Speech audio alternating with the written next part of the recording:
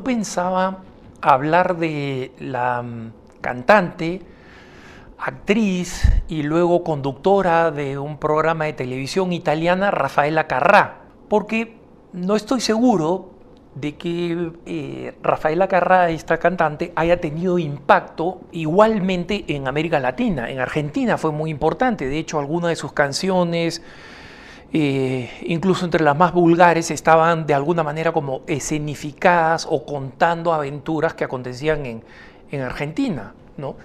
Tiene una canción que habla específicamente de la ciudad de Santa Fe en Argentina, y donde el juego de palabras que ella utiliza no son muy favorables, o que ella utilizó, no son muy favorables al respeto del nombre de esta ciudad, Santa Fe, ¿no?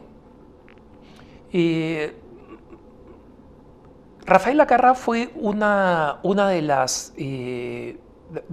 las cantantes más provocativas que uno pueda recordar, ¿no? Yo recuerdo de muchacho que cuando ella visitó el Perú, tuvo presentaciones en el Perú, cuando yo era niño.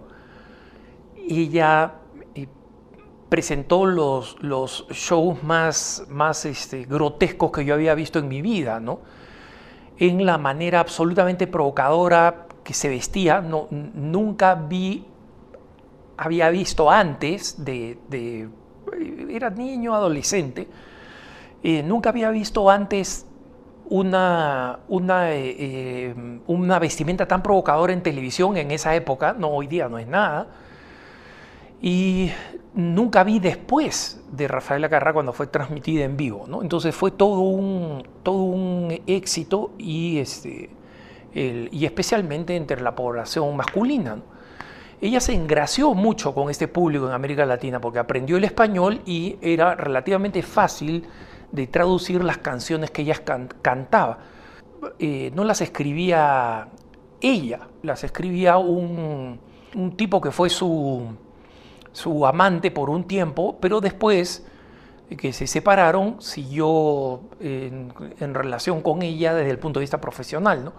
Pero obviamente este compositor componía en un tono provocador, específicamente por pedido de Raffaella Carrà, ¿no? Entonces Raffaella Carrà escribió canciones que eran absolutamente provocadoras y que hacían un daño tremendo por su contenido, ¿no? Por su contenido de seducción. Y por supuesto, comparado con la vulgaridad de reggaetones que hoy vemos, donde, o sea, literalmente describen actos pervertidos abiertamente, Raffaella Carrà puede sonar pues más, había más cuidado con ese tipo de contenidos. Entonces hoy en día puede sonar un poco más suave, entre comillas, ¿no? Pero definitivamente fue una mujer que impulsó un tipo de contenido que no existía, tanto en la música italiana, que la música italiana en la época en que ella tiene un impacto era una música fundamentalmente romántica, ¿no? Y que era cualquiera de los grandes cantantes italianos, como Nicola De Bari, por ejemplo. De acá le estoy hablando a los mayorcitos, ¿no? Porque los jóvenes ni saben quiénes son esos, pero Italia tuvo una época de tanto éxito con la música romántica, cuando Raffaella Carrà cantaba, que muchos de estos cantantes hicieron el crossover porque era literalmente sencillo traducir del italiano al español, ¿no? Entonces necesitaban relativamente pocas adaptaciones. Y Raffaella Carrà fue la que, digamos, empujó de lo romántico a lo sexual directamente. Entonces, escribo porque una hermana desde Argentina me dice que ha recibido muchas críticas porque simplemente criticó el libertinaje sexual de Raffaella Carrà y de cómo su contenido era literalmente chabacano, ¿no? Y cómo además lo combinaba con una apariencia ingenua, según esta hermana, que a mí, digamos, cuando yo la recuerdo en su visita en Perú y cuando apareció en televisión, no la recuerdo nada ingenua, especialmente por la forma de vestir, ¿no? Pero sí podría ser.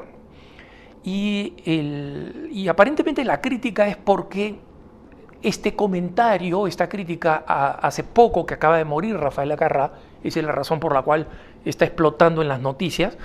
Ya los latinoamericanos, en su mayoría que conocimos a Rafaela Carrà, nos habíamos olvidado mucho de ella, ¿no? Porque murió a los 78 años y hace varios años que ella vio que ya no el estilo pseudosexual, provocador, ya no le daba, ¿no? Aunque utilizó mucha cirugía plástica y mantuvo una anatomía delgada, con muchos ejercicios y dieta, etcétera, ya no le daba para ser pues vedette, básicamente, porque era una vedette que cantaba, sino que le daba para hacer sus programas, y en sus programas ella siempre fue provocadora, ¿no?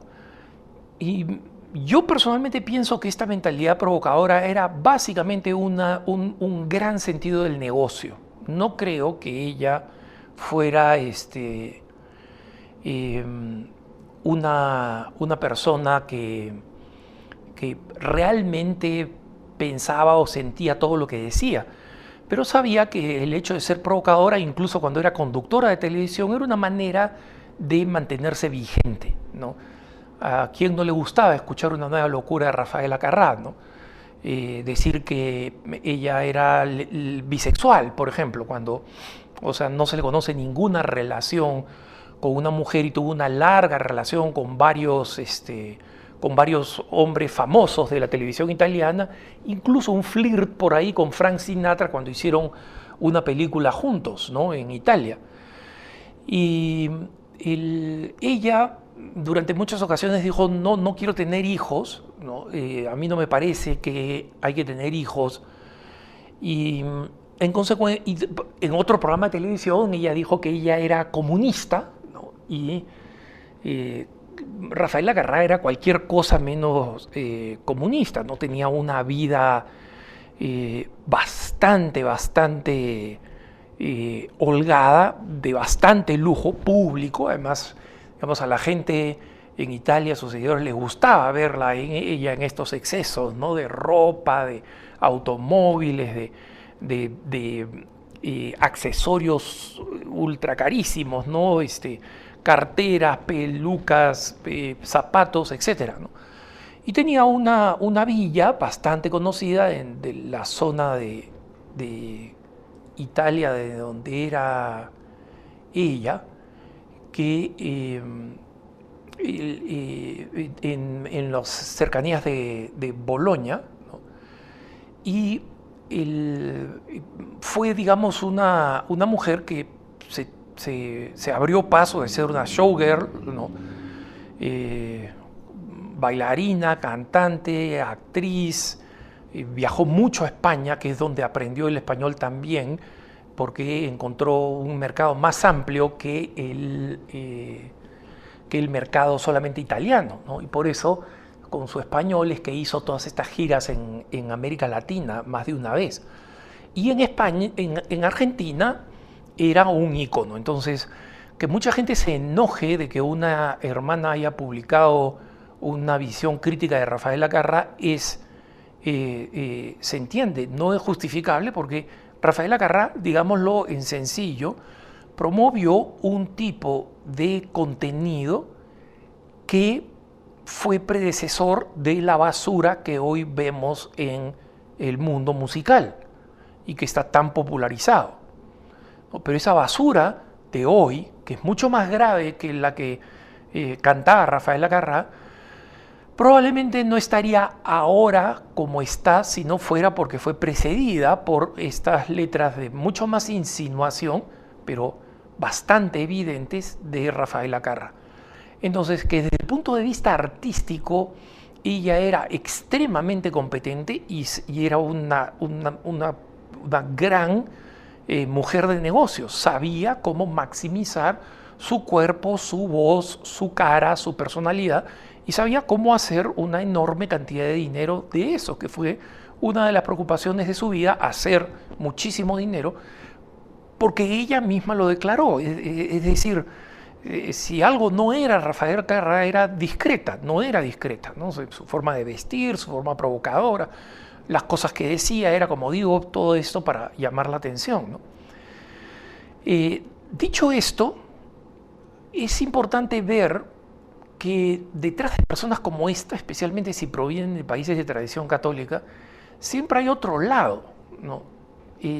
Rafael Carrà, a pesar de que dijo que ella no quería hijos, ¿no?, en realidad sí quiso hijos. En un momento de su vida pidió ayuda a un doctor para quedar embarazada, y el doctor le dijo que ya era demasiado tarde, ¿no? Entonces, una de las caridades poco conocidas de Rafael Carrà es que Rafael Carrà ayudó con muchísimo dinero, adoptando, entre comillas, a muchos niños alrededor del mundo, especialmente en el tercer mundo, pagando completamente por su alimentación, vestido, educación hasta, digamos, la educación universitaria.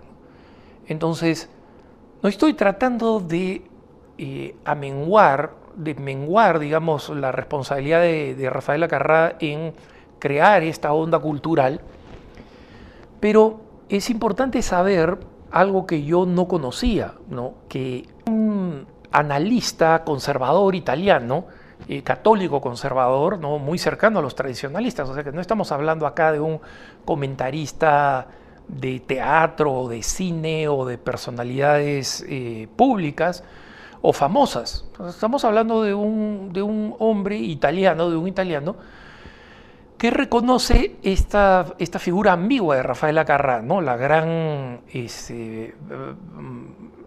promotora, digamos, del movimiento homosexual en Italia, ¿no? Recibió muchos premios del movimiento homosexual por ser tan vocal defendiéndolos y por crear esta ficción de que ella era bisexual, ¿no?, simplemente para tratar de crear mayor aceptación a la homosexualidad en Italia, ¿no? Pero esta persona era al mismo tiempo una persona bastante compleja, que tenía muchos arrebatos de fe, ¿no? Y que en esos arrebatos de fe católica, en la que ella fue criada cuando era niña, esos arrebatos de fe que no aparecen en sus biografías, este autor las explica porque Rafael Carrà, en, digamos, la cúspide de su carrera en los 70s, fue a visitar un par de veces al padre Pío de Pietrelcina cuando él estaba vivo, y quedó muy conmovida, y el recuerdo de su fe de la infancia, ¿no?, y el recuerdo de su experiencia con el padre El Pío, del cual habló, al cual elogió, pero nunca describió esta realidad interna, ¿no?, la hacía buscar por temporadas la experiencia de fe en la Iglesia Católica, ¿no? Entonces, estos personajes públicos, que son obviamente desde el punto de vista del contenido que han difundido, personas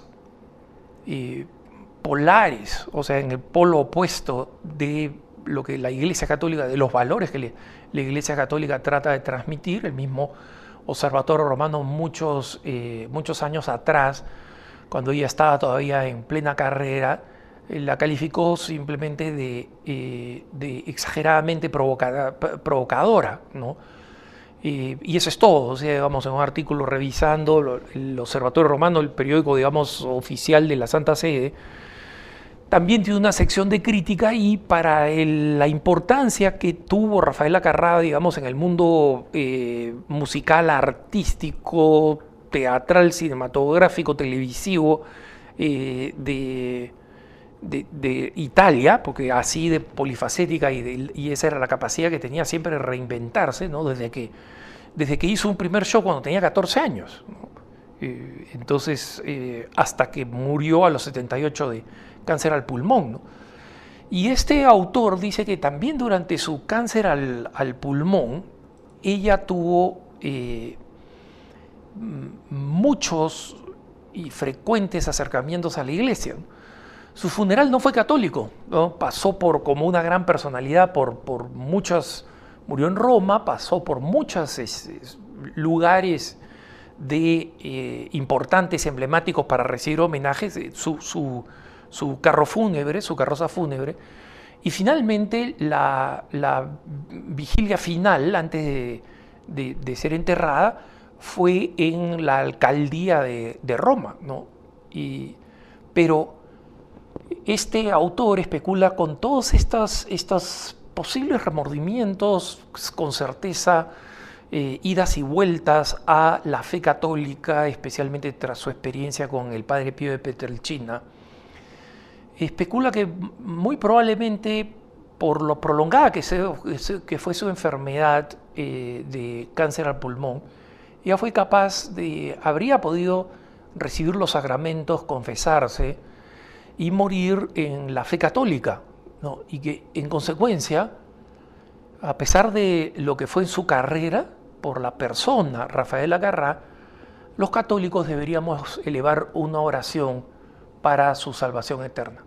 Que tengas un buen día.